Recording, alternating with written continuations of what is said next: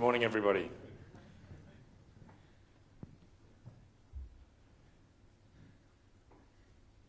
Now, I'm going to assume that you all speak English, in part because I don't speak German. I do live in Zurich, but I'm Australian, and German is quite a difficult language to learn. I need to do a lot more work on that. Okay. Apologies for being a little bit disorganized here. I actually had to speak in Prague yesterday at Capacity Europe, and I got up at 4 this morning. I've literally just landed from Prague and took the train here from Zurich. I know this is a topic that is, well, I guess we hear all time and time again, what is cloud? It's important to frame the conversation because I need to explain why it is that we need the Open Cloud Initiative and how it differs from previous efforts like the Open Source Initiative. Most people would have heard of the NIST definition. This is one that I'm not 100% convinced by. It feels kind of contrived, and there's a lot of attributes of cloud computing that I don't think are necessary, like the elasticity. You know, if you have, for example, a cloud computing service for the European Parliament for email, there's only a certain number of seats, and there'll never be any more or any less, so you don't need elasticity. It doesn't need to be instantly provisioned and so on, but you can still benefit from a cloud service. This is a definition that I prefer. It really gets down to the heart of it. This is the result of tens of thousands of words of discussion on Wikipedia. The common theme is that we're migrating from a product to a service. So this is the second major paradigm shift in computing, from mainframes to client server, first in the early 80s, and now from a client server to cloud. A lot of the time you see products which have got cloud logos on them, but if they're sold as a product, then it's typically not cloud. So the service is an intangible equivalent of an economic good, and the best example, I think, of this is a utility, so electricity, gas, water, and so on. A lot of people complain about this analogy because of in particular, a thing called fungibility, which is the ability to move from one provider to another. Now, you can move from one electricity provider to another quite easily, but if you've stored all of your documents in a cloud service provider, migrating from one to another is quite difficult. I still think it's a great analogy, because if we look at how we used to buy electricity, it was bought as a product. 100 years ago, if you wanted electricity, you would buy a generator, you'd have to invest in it, you'd have to install it, you'd have to support it, fuel it, service it. If it ever stopped working, then your business would be down for potentially days or weeks while you got it fixed. We do still use generators today, but we use them typically for off-grid, so where we can't reach the utility grid, and for backup. Everyone else uses electricity as a service by plugging into the grid.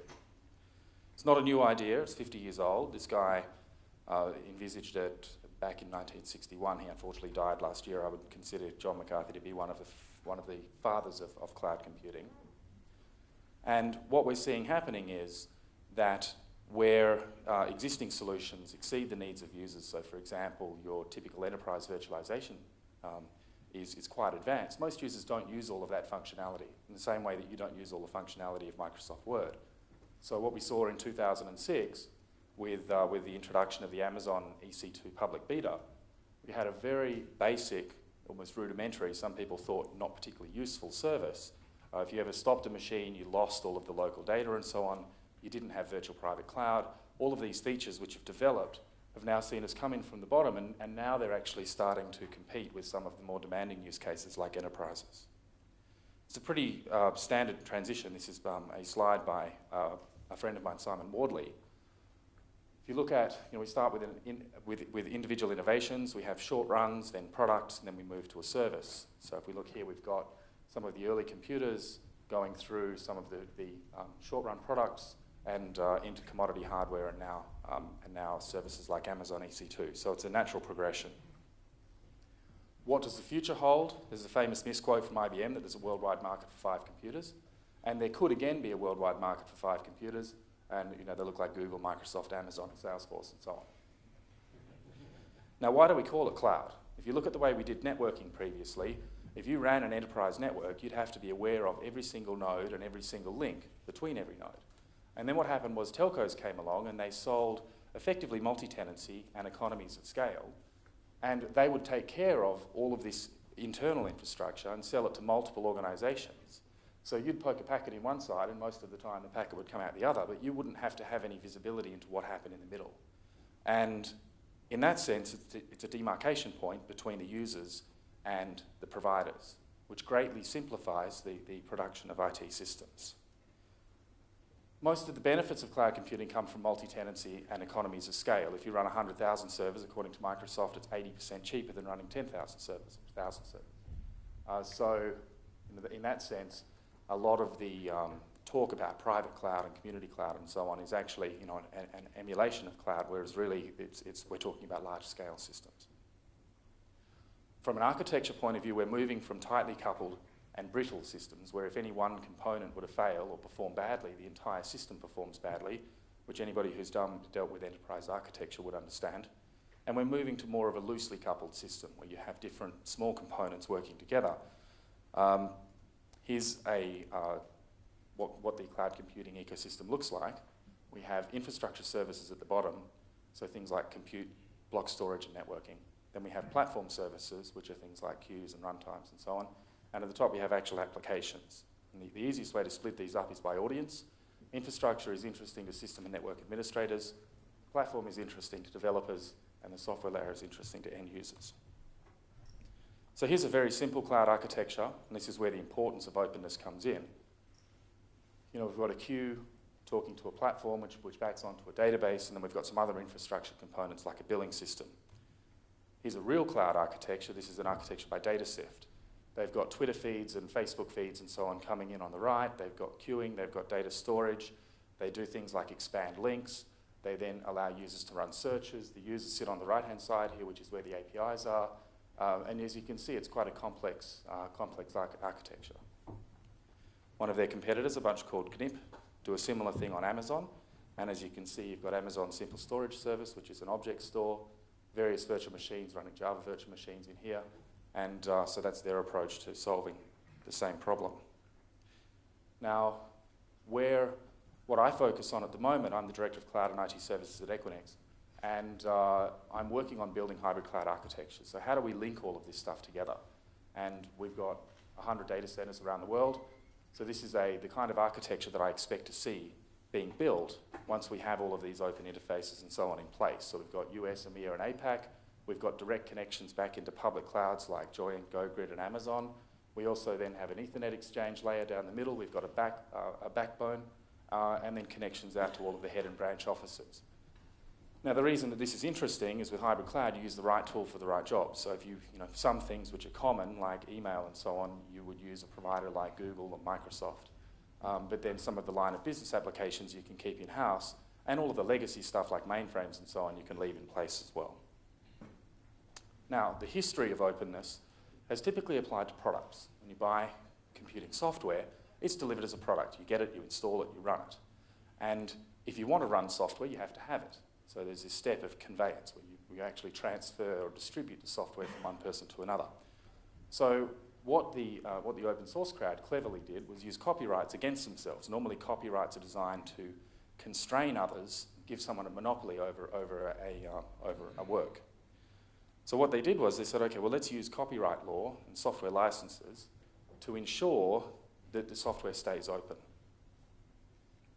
Now, the problem with that is you have a thing called the service provider loophole. And the first discussions I remember around this were around MySQL, because people were running MySQL and modifying it. People were then using the service of MySQL, but because they weren't actually conveying the software, they were making use of the software without having to transfer it from one party to another. The license wasn't working. The actual viral clauses of the license weren't kicking in. And so the open source guys talked about a loophole, like it was a bug in the license. And of course, the first thing you do when the only tool in your toolbox is a license is you start looking at, well, how do we fix the license in order to address the problem of services? And what they came up with was something called the Afro GPL and some other licenses like it, which basically say that if you've got access to a network service, they have to give you the source code for that network service. Now, do you think that works? Now, if you got this, it's like saying if you access Gmail, then Google have to give you the source code for Gmail plus everything under Gmail that makes it work, so Google File System and all of the Google platform. Assuming you thought that was a good idea, and it's not, then do you really think you could even run it, let alone modify it? So it doesn't really solve the problem. So what we've done with Open Cloud is we're basically trying to preserve the user freedoms and vendor freedoms in a service world. So we're effectively ensuring openness for services. Now, for users, that means the freedom to migrate from one service to another, and for vendors, that means the freedom to make money. And if we insist that vendors have to give everything away, then obviously that's they can't benefit from trade secrets and so on. And there's not really any benefit for the user in having that because they can't generally leverage it. It's like saying, okay, well, I want the source code for Microsoft Office. You're much better off having a standard format for Office documents so that you can implement something like OpenOffice. Now, one of the other reasons that we do this is for commoditization. We create tradable commodities, so things like gigabyte months and CPU hours. Currently, there's not really tradable commodities in cloud computing because if you use Amazon, you've got a certain set of APIs. If you want to go to Joint or GoGrid, then you've got another set of APIs. There are a number of solutions like JClouds and Enstratus and so on which start to bridge that gap, but until we have a common service that is differentiated only on price, I think that we'll still find that prices are higher than they need to be. One of the challenges is there's no standard workload for cloud computing. For electricity, it's quite simple. You say it's going to be 240 volts at 50 hertz or 110 at 60. So there's no like electron. One of the things that they did in the cell processor is that they've actually mixed. So this is the processor in the PlayStation 3. Is that they take a small snippet of code and data, and they put it together in a thing called an apulet. And this is then executed on one of the cores. I think that could be an interesting thing in the future, an interesting area for research. But again, that requires standards. So there's two things we found. We had a long discussion, starting with the Open Cloud Manifesto, which was referenced before. We felt that that wasn't really doing enough. It was more of a marketing initiative than something that actually had teeth. So we went away and said, okay, here's what the free guys want, here's what the proprietary guys want, what's the middle ground? And effectively, open source is the middle ground between proprietary and free software that's kind of a business-friendly medium. So the first thing we decided was that we needed to have open data interchange format. So for example, the open document format for Word documents. The next step was to have open interfaces. So there's no point having a web interface to a transparent data set because you can't access it programmatically. Similarly, there's no point having programmatic access to data that's opaque. So if you manage to get your hands on an AMI out of an Amazon machine image out of EC2, it's actually encrypted using a key pair that's owned by the account. So if you're not the actual person who created the machine, you can't decrypt it. So you need both open interfaces and open formats to call something open cloud. Now what the open source initiative does is they've effectively said, here's the open source definition. Any licenses which meet these requirements, as assessed by way of an open community consensus process, go onto a list of approved licenses, and then products and services who use one of those licenses can use the open source logo. So what we're actually trying to do is set up a certification trademark so that when you see the Open Cloud logo, which I'll show you in a bit, you know that you have, your essential freedoms are preserved. Now, one of the other important things is to define what we mean when we say open standards. If you look at open standards in Wikipedia, there's about 10 or 20 different definitions, depending on who you ask. Different governments, Microsoft have got their own idea, different standards orgs have got their own idea. So we wanted to be very clear about what we meant by open standards. And we basically said that you need to have copyrights, patents, and trademarks, which are the three main types of intellectual property. They all need to be available to you on a royalty-free basis. But we also added a requirement that at least one of the implementations is open source. And this was, I guess, one of the most contentious issues in the whole discussion process is, a lot of people said everything's got to be open source. And we said, well, that's not really realistic. We don't expect Google and Microsoft and Amazon to give away the source code for everything. However, we think it's fair to say that there should be, I don't want to use the term open source reference implementation because really the reference is the actual standards themselves. But there needs to be a complete and interoperable open source implementation such that were the vendors to collude and set prices, you'd at least have the option of going back to a free equivalent that you could run yourself or you could set up another vendor and so on. So the framework that we built for this was the Open Cloud Initiative, which is a California nonprofit. we've written a document by way, again, of open community consensus process. It probably took between a year or two to get this really nailed down, and I think there's still a number of bugs in it that need to be ironed out.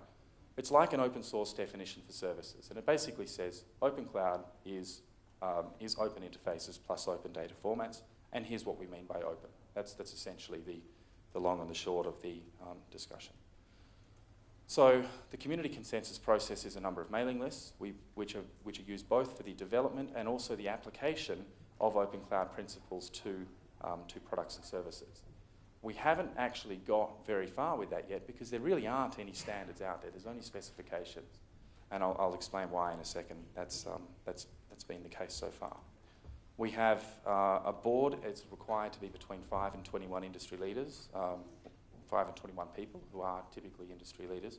And we've got people from companies like Canonical and Cisco and so on, and myself, of course. I think there's currently in the order of a dozen directors. We have a number of subcommittees which we've kicked off to do things like governance, administration, certification, and so on. And as I said, the problem that we have is that we're not a standards development organisation. We don't want to go into the business of developing standards, so we're waiting for some of these standards to come through.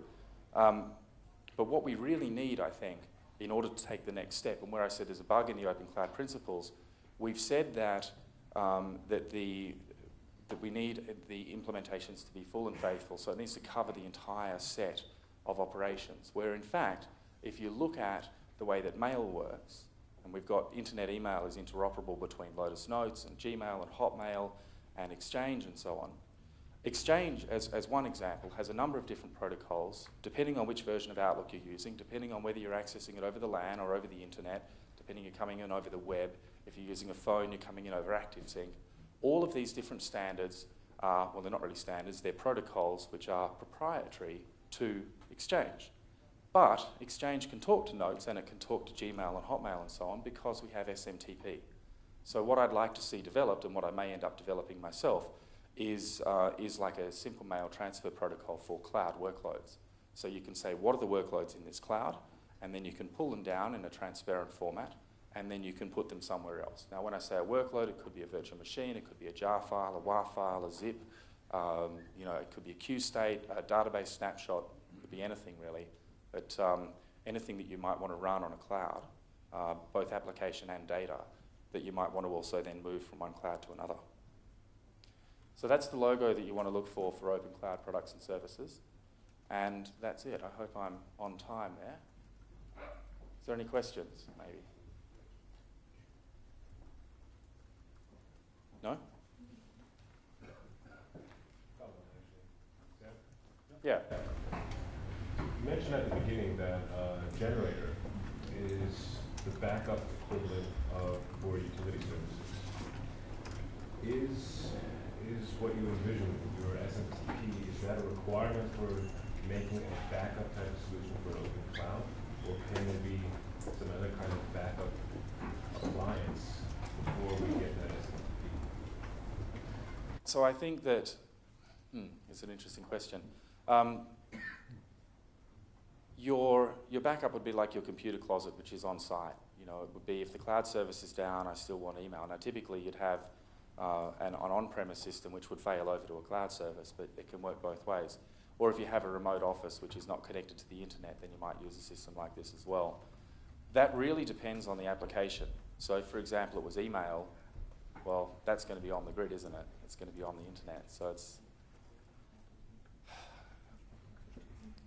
an SMTP for cloud would certainly be helpful, but I don't think it's an absolute requirement. It really does depend on what it is you're trying to do. Yes? I personally think it's much more fruitful having both sides open, the backend, and of course Google is publishing a lot of code of their backend infrastructure, and the thing that goes to the customer, which you call open standards or interfaces. Because as we see from example from Microsoft Office, they implement their own open XML format, which is quite open, but it's not usable in any other platform. So that's worth nothing. So I think it's a bit dangerous to say we should only have open interfaces and open standards. I think we should support bringing up the cloud to a real open world, and that means having the backend open too. So you're saying that you should make the source code available for the backend, so that at least the source code available. If possible. I think it's companies like Microsoft have never understood how the system works, but I think companies like Google do it very well and publish a lot of code and still make a lot of money.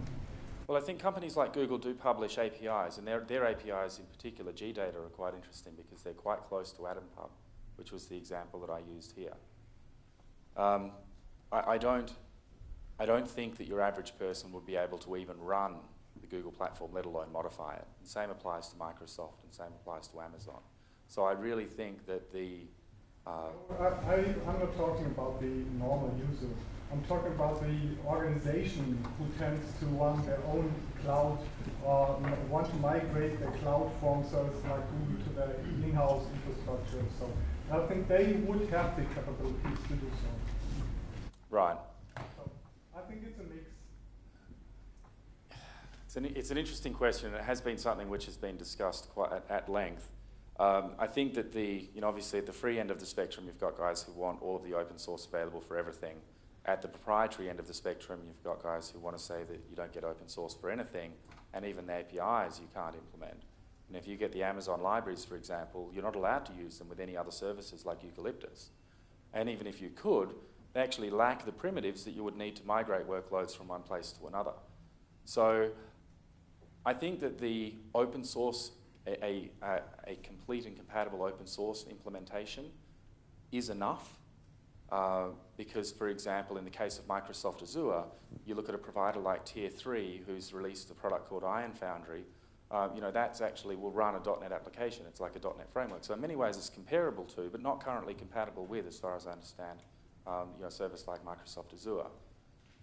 I don't think it's reasonable nor beneficial for us to insist that these guys actually hand over the source code for their systems. I mean, if you want to get involved in that discussion, then I'd certainly suggest that we can do that. But so far, we're trying to find a middle ground, and we've decided that's not really it.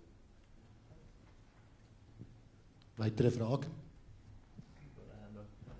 How do you see the likes of the current SDOs, DMTF, OGF, all the rest of the guys, and how well do they align to Open Cloud currently? I have a... how do I feel about the current SDOs? I have some experience with OGF. The spec that was referenced before, the Open Cloud Computing Interface, I wrote the first versions of that some years ago, and had anticipated that they would go through the IETF's Open Community Consensus process. But apparently the rules with OGF had changed, and there was an argument about licensing and so on that ensued after that. I think that where we went wrong with that is that while all I cared about was the interoperability and portability of workloads, in order to do that, I thought that I would have to implement all of the levers and buttons that you would need to run a cloud infrastructure, whereas in fact I don't. If you take that common layer down the bottom, the SMTP equivalent, then you can do that. Now, another example you mentioned there was the DMTF. I'm particularly worried about the DMTF because the standard that they've got for virtual machines, the OVF, is A, extensible, which is not good for interoperability, but also the first thing that you should look to define when you have a virtual machine is the hard disk format. The only thing which is not defined by OVF is the hard disk format. So that, for me, is a worry, because then you end up with different versions of OVF which are not compatible with one another, and it will be exactly the same, I believe, as it could end up being a Word document for the cloud, where it's okay, this OVF was created on a certain version of VMware vSphere, and it only works with that version of VMware vSphere. That's the elephant in the room. Certain service pack and so on. So I'm a little bit worried about that, and I think that the problem is a lot of this stuff is more complex and more extensible than it needs to be, and we really need to get back to basics and be as simple as possible.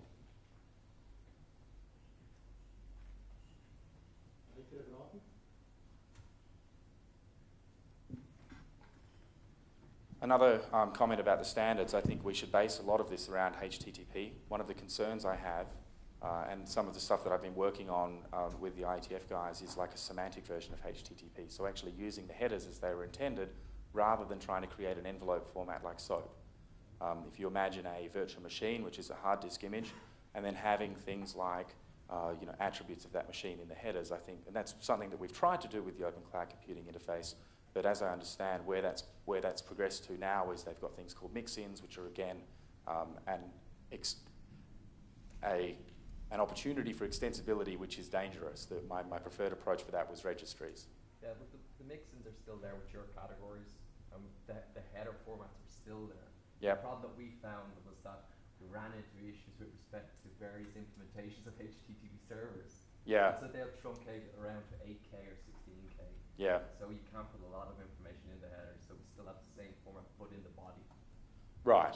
And so I would consider that then to be a limitation in the HTTP implementations, and in particular in the clients.